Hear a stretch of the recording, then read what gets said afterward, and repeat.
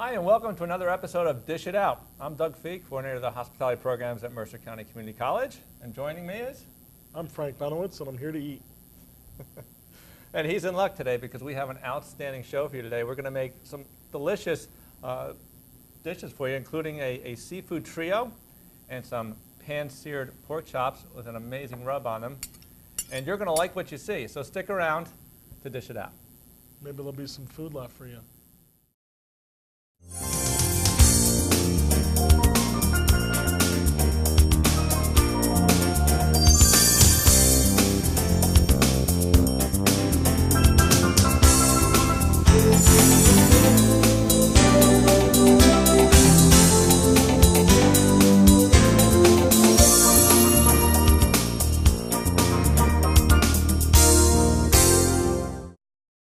All right, so I'm ready. I'm really excited to make our seafood trio here. We're going to start off with our lobster cakes. Not crab cakes, but lobster cakes. Lobster's better.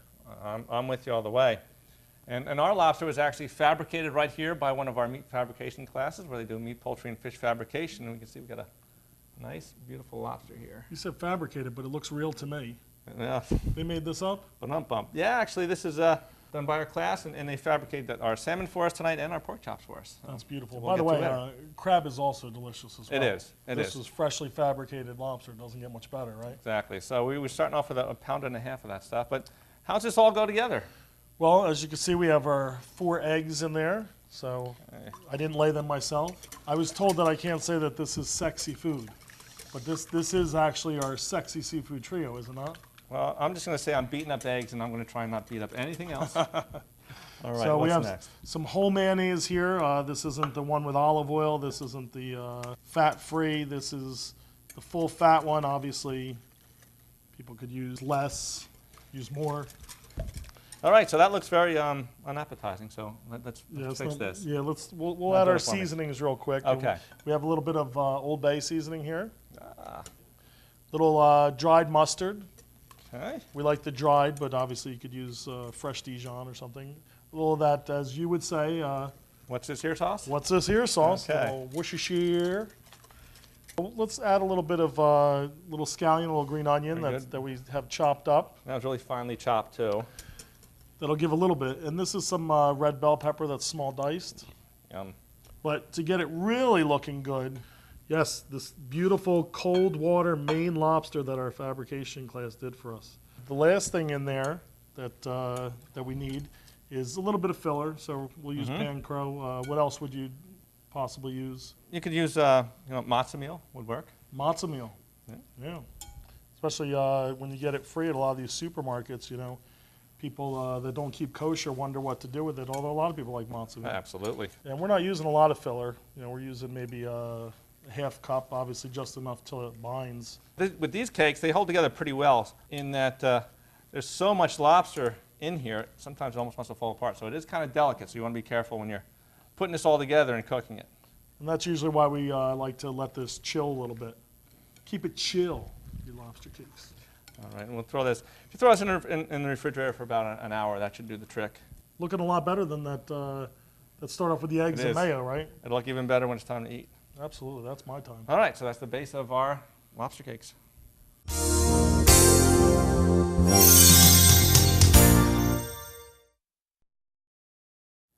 All right, so now it's time to, not yet, just be patient. I heard it's time to do something. I thought it was easy. It is. I guess you can't do that since there's raw egg in there. Not just yet, exactly. Well, we put this in the refrigerator to tighten it up a little bit, and if we wanted to at this point, we could scoop them out and put them on sheet pans and actually refrigerate them already formed into patties. But here, I like that sound. that does sound good, doesn't it? We're actually going to put this in the pan with some grapeseed oil. Grapeseed oil is going to add almost, we're still going to be able to taste just the lobster. It's not going to add any unwanted flavor in there. It also has a higher smoking point than, say, something like olive oil. So we're going to put these in, and we're going to start these. Squeezing that one in the middle. You know I'm hungry. Well, we need to feed the crew. We got a good crew here. So while I'm cooking these off here, what are you going to do? I'm going to watch them and then eat them. That's not very exciting. But I have to get us ready for what we're doing next, and that's those scallops and the salmon. So starting off with the scallop, we're going to do a basic dry rub. It's very simple. We have here some cumin and some curry powder. Very good. Right, so a little bit of Northern Asia, a lot of India influence in there, but really nice smoky. I know it's not your favorite, but Actually, I like it together in this rub. This is one of Yeah? my favorite rubs, yes. oh, well, thank you. I came up with myself all 4 ingredients. In this particular recipe, I used equal parts of cumin, curry, and then I have here some sea salt, and I have here some ground black pepper, preferably fresh ground salt, fresh ground pepper. I don't know if you can see inside those pink crystals. I use a little Himalayan pink salt in there. Ooh. So each one of these for our rub today is 1.5 tablespoons. Typically, sometimes we'll add, since we're doing the scallops and we're searing it on real high heat, we're going to avoid adding sugar, but a lot of times we'll add some brown sugar, even some white sugar. Yeah. But that's all that's going into this, and just give it a stir. Again, doesn't have to be complicated to be good. As long as we don't get any of the moisture in there, just like this, we could set this aside for easily 6 months in a dry container and have a wonderful dry rub to use. It's very versatile. Okay. I'm flipping my lobster cakes here, and I got to be gentle. Oh, they look beautiful. All right, because there's so much lobster in it, they want to fall apart, but They are zip falling on apart. cue. They are falling apart, but you know what? That's because we didn't put a lot of filler in. No. The other thing we could do with this, if we didn't want to make these into lobster cakes, we could actually use this same recipe, and we could use it as a filling in like a stuffed flounder or stuffed salmon. My cooking's going along well. How about you? I haven't done any yet. Exactly. Oh, would you like me to do some scallops? I thought you'd pick up that hint. Let's do some scallops. Let's do some scallops. All And right. We have some scallops here, and what kind of scallops do we have today, Frank? Big ones. We have some U10. These are actually on the border, probably 10 to 15, meaning 10 to 15 scallops per pound that you buy. They're a dry scallop, which means that there's been no water or injection of some type of salt solution, some type of Exactly. brine. And that's what we always recommend is you buy a natural scallop, one that is called a dry scallop. And if you look at the scallops we have here, they go by weight, so some are thicker than others, so we got to be careful and cook them accordingly. But on the one here in the front, we left the muscle on there, so that's what attaches it to the shell, all right, so it can close up its shell. So we want to make sure we remove those because that's very tough and chewy, so we don't want anyone biting into that. So. Absolutely. Now for these are, you want to watch the heat on your pan on your lobster cakes here, and these are about as browned as I want them, and they're not quite cooked through to the center. So what I'm going to do is I'm just going to put them on some paper to absorb the extra fat off of there, the extra oil. And I can finish these off right in the oven. And if you're certainly doing this for guests, it's nice. You make them ahead of time and then just let them hang out in the oven. And wow, they're looking good. Oh, sorry. Well, you see, I took a little bit of this dry rub with the cumin and the curry and the salt and pepper, and I separated it because I don't want to have these raw scallops touching the main in case I decide to use that for something else. Exactly. We got plans, big plans for that rub. Big plans. Big plans, little time, right? All right, we're going to put these guys right in the oven. That's the beauty of these dishes. They don't take a whole heck of a long time. I'm going to go ahead and dip these in, and I'm going to dip both sides, but you can really just dip one side, quite honestly. But I have a nice hot pan going here. Okay. A little bit of that grapeseed oil in there. Now you do notice we are using a Teflon pan, which is ideal. So a nice nonstick pan, and we actually got some tongs for these that are designed for Teflon pans. One side they're metal, the other side is for Teflon, so we won't scratch and scrape it up. Yeah, isn't that great? That's one of our partners here, Ergo Chef, and they designed these tongs just for that purpose. So this side you can see has the silicone, and it's nice because all of our pans get scratched up by students when they use the metal ones. So it's nice they came out with these. That's okay. Our students are here to practice. All right, so let's see. Just want to get a nice sear on those. I don't know. How's that looking to you? That's looking beautiful. So I'm actually going to turn my pan down a little bit because you can see it's smoking up, and that's the downside about if you have to do a lot of these. Having that rub in the pan, that's going to start to burn on you. So try to want to do these in 1 or 2 shifts. Exactly. And with Teflon pan, you just get a paper towel, wipe it out, and you're good to go. That is a beautiful thing. Mhm. So these will be done probably only about a minute and a half a side. That's how quick Okay. these roll. These are just about done. I'm going to turn my heat off completely. Okay. We got salmon coming up next. Yes, indeed. All right. And this salmon is also made in our prepared by our students here in one of our fabrication classes. And when we talk about fabrication, we're talking about breaking things down. We got a whole large Atlantic salmon in, and they break it down into the sides. And from those sides, we told them what we want as far as size. And these are about 4 ounces. Yeah, about 3.5, 4 ounces, which look perfect on the plate we're doing. Nice. So they scaled them, and we left the skin on because the skin can look pretty. It's a matter of, of choice whether or not you want to leave the skin on. And the beautiful thing about having the skin on is there's a lot of omega-6 and omega-3 rich nutrients right in the skin. And I like it as long as it's crisp. Yes. It's nice and crispy. It does make for good eating. And I want to take the salmon off of here, too. Hey, why not? Because 2 each. Well, I don't know if the crew's going to like that, but 2 each works for me. Absolutely.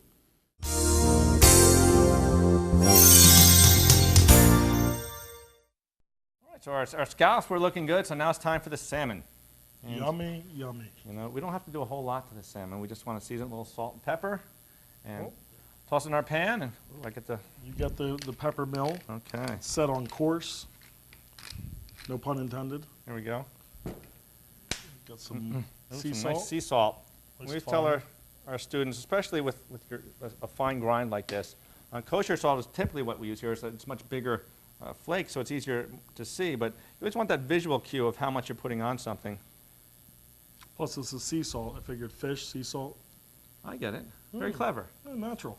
All right, so time to cook the salmon. All right, so we get that going, and we're going to do presentation side down, which in this case we're going to try for the skin, right? Exactly.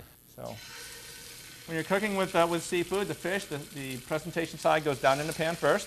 And a lot of people overcook their salmon. So we want ours till it's just done. And if we're going to cook it in the pan, we could actually finish this in the pan or in the oven, depending on our timing. You could certainly cook it most of the way through and then finish it off in the oven and bring everything out together for your plate up. So now, and again, if we don't want to overcook this, if we want to finish it right in our pan, a lot of times it's going to cook a lot of the way through. And you can see the visual color change as the proteins start to cook off here.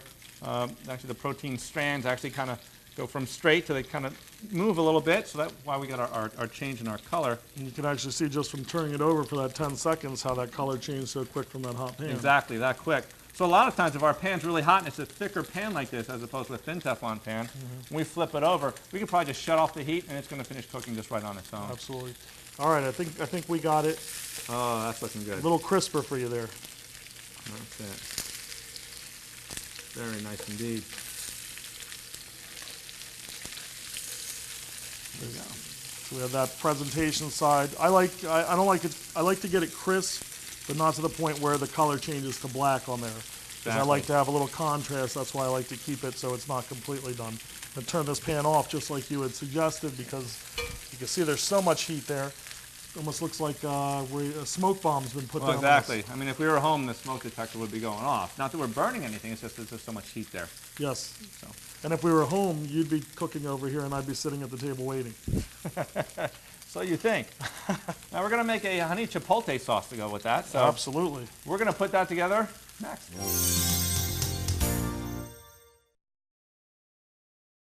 Okay, can you say honey chipotle sauce?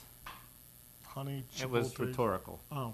It's time to make our honey chipotle sauce. And Wait. There's food out here. about that.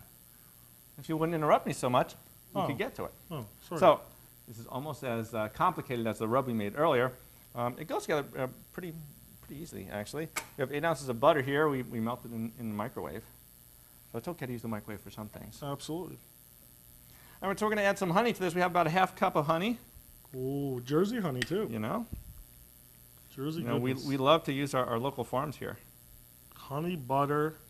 A little on the sweet and rich side now. So we're going to add some white wine and some lemon juice. We have about 2 ounces of white wine. And I believe it's about a half of a lemon that's in here. I'm going to add that. It still doesn't look very good, does it? No. Nah. Getting back to that mayonnaise with the eggs for the lobster. What we do have is some basic chipotle sauce. Chipotle. This is about 5 tablespoons, about 2.5 ounces. Add that in there. That'll do the trick. Oh, nice smokiness. You can smell that. No, because you don't let me get The them aroma to get comes up. smell-o-vision. There we go again. Okay.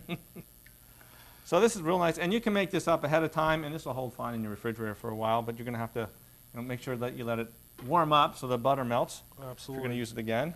I have that piece of salmon here for you. Ah, So I'll go ahead and serve it with that skin side up since we took the beautiful. trouble to crisp it. But just if you wanted to see what that looks like on the other side, because a lot of people like to plate it up with that side. That's looking Yeah, pretty that does look nice. nice cooked through, but not overdone.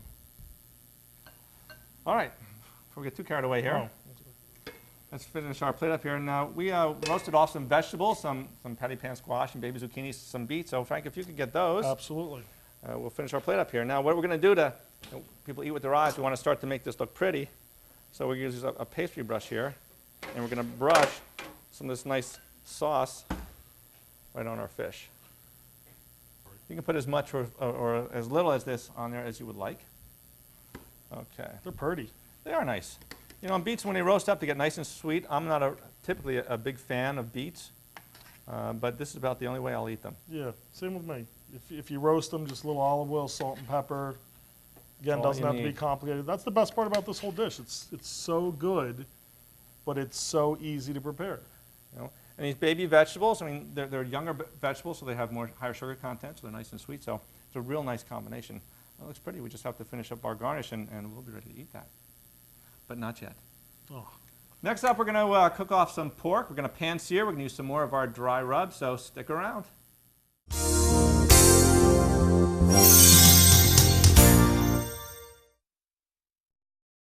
All right, so welcome back. Now we're going to do some pan-seared pork. oh, that's looking lovely. It is. And it's Remember where actually that's from?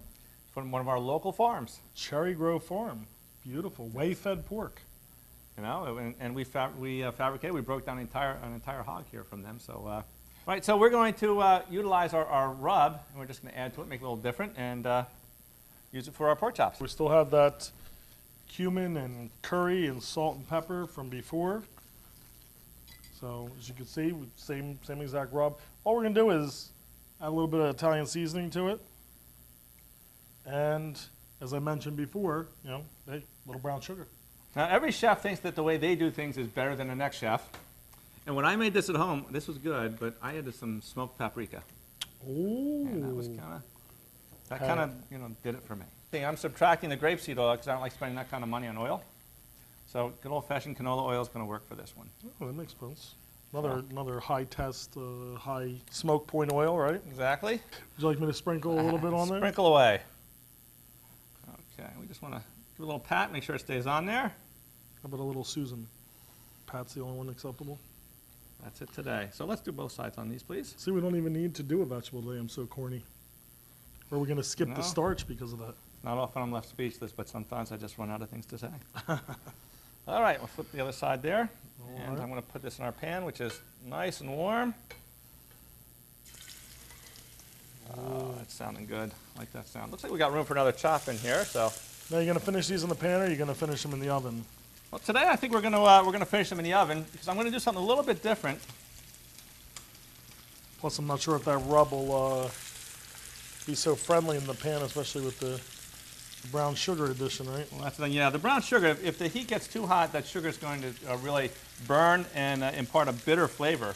So while we want our pan hot, we don't want to overdo it. One of the most common mistakes, actually, I'm just going to leave with 3 chops. One of the most common mistakes that people make when they're cooking in pans, especially with sautéing, once you get all that heat in the pan, they add too much product.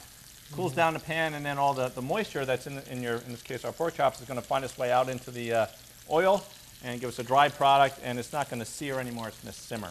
Yeah, plus 1.5 chops each is more than enough. Plenty, yeah. So. Especially with that seafood trio, which I guess out there they don't realize that we actually took a little taste of during the commercial break. It is good stuff. Absolutely. So now, if you're cooking a bone-in pork, you want to make sure that it lays level. Otherwise, we could have one section of the pork chop that isn't cooked through, and the other part could be overcooked. So, and again with this, we're looking for color here. Want that nice sear, and oh, that's pretty. Oh, that's flavor, right? You can Yeah, actually it see is. flavor, can't you? With that beautiful sear, that caramelization. Can today. Wow, There look we at go. that. All right. Holy Toledo. And that's what we want to do. Now, we're going to finish these off in the oven, and you know, with pork, you know, we did for presentation earlier. We put the fish on the cedar plank, And all we did is we actually soaked it so it wouldn't burn, catch on fire, and then we threw it on a grill to release some of that smoky flavor into the product. We soaked it in water, but you said did. before you could use, what else could you use? Not gasoline, obviously. That's not a good idea. Wine would work. Wine. Wine or teas. They're going to impart a different flavor, and you just got to, for me, I like it just plain water works for me. And this one's cedar, but again, you can get different types of wood, which will give different types, especially like an apple wood or hickory, dickory, dock. All right, so we're going to finish this off in the oven. That smells great, though. If you would mind, if you could throw that in the oven to finish off for us. As long as I get to eat it, I'll be glad to do Okay, that. fair enough. Okay.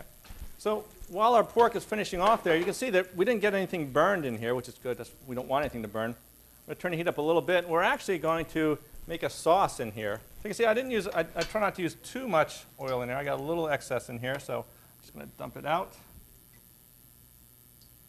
It all went where I wanted it to. How'd that happen? Do you think any of that is from the pork itself, too? Because there was a little fat on that pork. Could be. But we're going to have enough in here to flavor, because we're going to add some more fat into this. The pan still smells delicious. This is a little apple cider.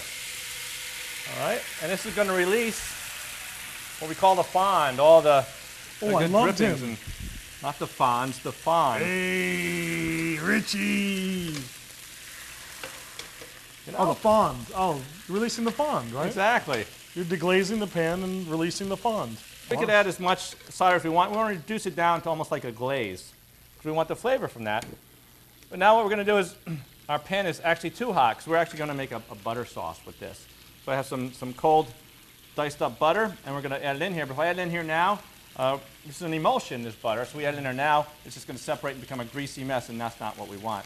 So when our chops are ready, we're going to add our butter, make a nice little sauce, and spoon that over our chop, and we'll be good to go. So that's similar to like a beurre blanc would be, right? Exactly, very similar. In fact, you could say it's the same thing. Hey, I think we just did. How about that? Hey! On that fine note, we'll be back to put our pork dish together right after this. All right, so now it's time to plate up this pork, and it looks delicious. And we can tell our pork is done when it reaches what temperature? 145 degrees Fahrenheit. Exactly, that's perfectly done. A lot of people overcook the pork and it gets really dry. I know in my house growing up, my brother used to say all the time, these aren't pork chops, they're pork chips, because that's about what they were. Oh, like a jerky. Well, yeah, just about. Bury them in a lot of applesauce and you can eat them. Oh. Anyway, these aren't those. So these look delicious. I can't believe it. Look at that pork chop. Okay. Mr. Carter, where's that pork chop? Oh, That does look good. look at that. It's steaming still. It is. It's lovely. So now, in this pan, you can see we have I put a little bit of the butter in there, and you can see it's actually starting to break, because I heated this up a little bit. And if we wanted to, we can actually put the drippings from the pan in here and reduce that down a little more as you well. have to tell me twice. Let's get some of them drippings in there. So all that extra flavor, we're going to add that right back onto our dish. Just a little bit, It's like please. Thanksgiving early. How's that? That'll do us fine. Thank you. Oh, Okay. So we're going to put some of our butter in here. put a little butter in it. And this is Eat about it. as hot as we want it. We just want to melt our butter. And we shouldn't see a broken butter sauce. We should see it all, a nice emulsification all together. I think that's the most butter I've ever seen you put in food. Yeah. You know, sometimes you just have to indulge. And this is one of those occasions, because this butter sauce just matches up quite nicely with this, especially with that cider reduction in here. Terhune Orchard apple cider, Cherry Grove Farm, whey-fed pork. I think that's worth a little bit of butter. Yes, all brought to you by the beautiful culinary facilities here at Mercer County Community College. Holy Toledo, we didn't get a plug. Or should I say, holy West Windsor, Batman. We didn't get a plug. All right. So we say Mercer County Community College, look at beautiful West Windsor, New Jersey. I think you just did. And there we have it. Our pan-seared pork chop with our special Frank's special rub on there. So, well, now it's time to eat. Heck yeah. So we'll see you in the dining room. That's right. All right, finally, your favorite part of the show. We get to try what we made. So, by all means. Oh, Where do you want to start? You're letting me go? It all looks so good. I mean, the seafood trio here that's served in our class restaurant. Well, we serve a pork as well, but I think using that rub and the sauce you made for it, it's a tough choice. I'm going to go for both, but I'll start over here. I'll start with the sea. What do you think? That lobster cake's calling out. That'll work. I'm not gonna wait for you to stop talking. I'm just gonna try it. If you did, you'd be And starving. I'm going to try the scallop here. It's got a lot of flavor, all that rub in that.